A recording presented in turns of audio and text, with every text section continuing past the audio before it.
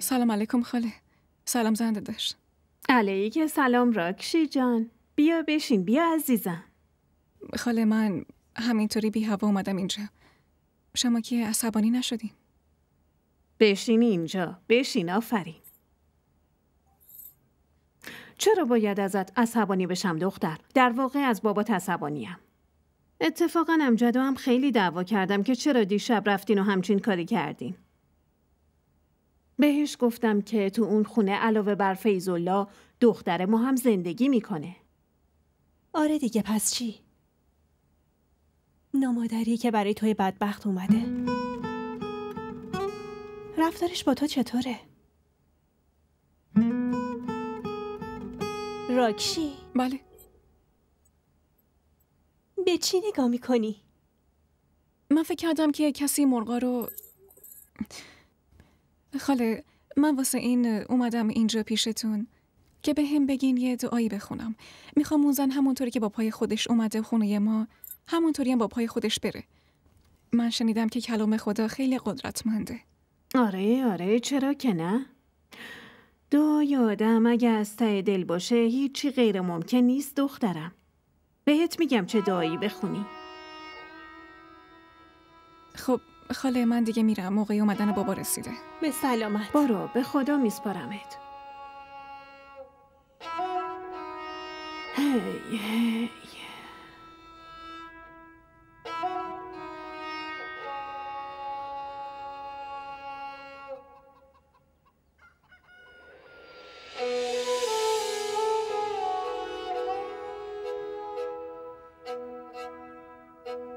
تعریف کن دیگه. چی میخوای بگم؟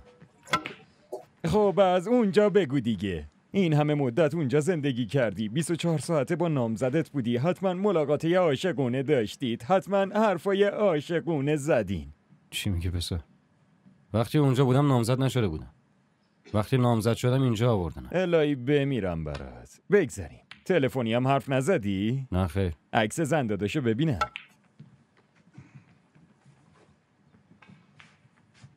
تو خونه 4 تا زن داداش داری نه؟ آره. برو اونا رو ببین. دارم میرم خونه. وقتی می‌خواستی بازی کنی اون وقت صدا. ای بابا بعد مدت‌ها اومدی، داری کجا میری داداش؟ بازیو تموم کن. مامان حتما منتظرمه. خب زنگ بزن خبر بده. تا غذا نخوری که نمیذارم بری. مطمئنی پسر؟ آره.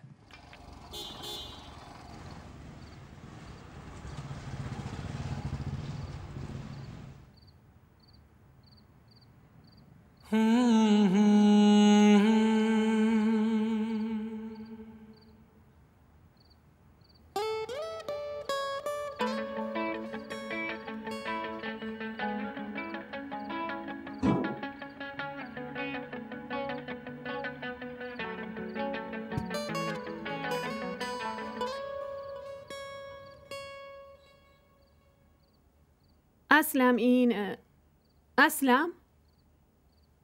وای مرسی ماما، کار خیلی خوبی کردی. همشون رو اتو کردم. تو با امجد نرفتی؟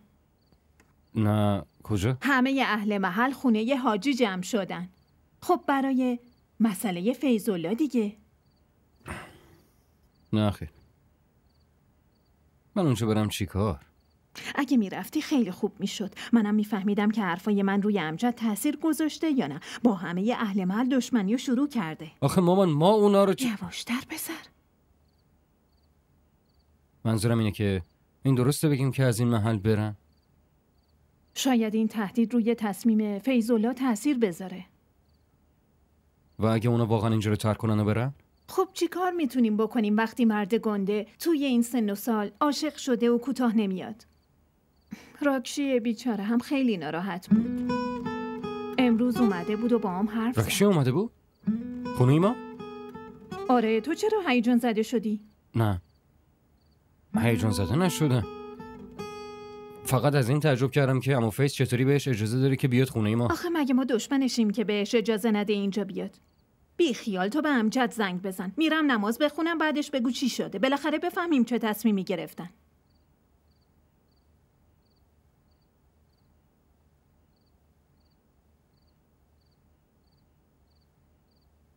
عوضی احمق بیشور.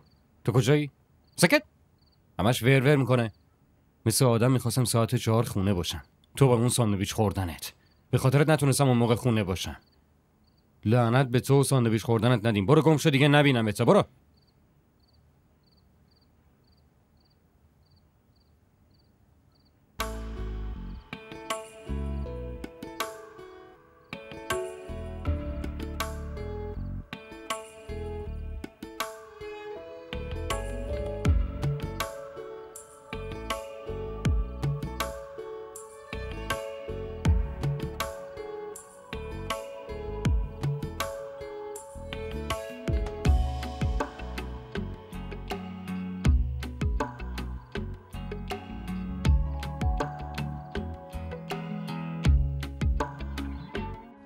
این چیه؟ لواشکه. اینقدر زیاد؟ من 6 تا بسته خریدم، همشون مال تو باشه. ولی چرا؟ آها، میخوای به هم تهمت دزدی بزنی که خاله بازم کتکم بزنه؟ نه بابا دیوونه، دارم میرم خونه مامان بزرگم، دیگه اونجا میمونم، پس اینا مال تو باشه. خب با خودت ببر. نه خیر بابا، مامان میگه بچهای دایی منو مسخره میکنن که این پسر مثل دختر لواشک میخوره، واسه همین نمیتونم اینا رو با خودم ببرم. اگه لواشک خوردن کار اشتباهیه پس من چرا بخورم؟ چون دختر سر به هوایی هستی. نه خیر خودتی. دختر دماغو.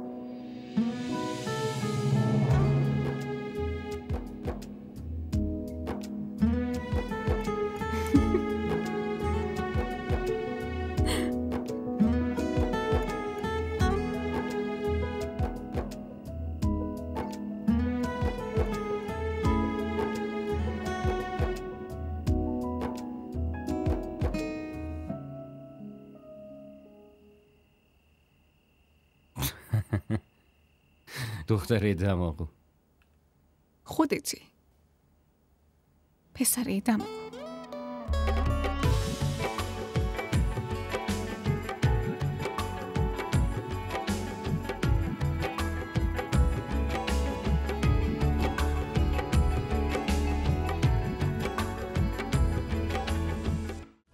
کانال ما رو سابسکرایب کنید. حمایت شما به ما روحیه میده.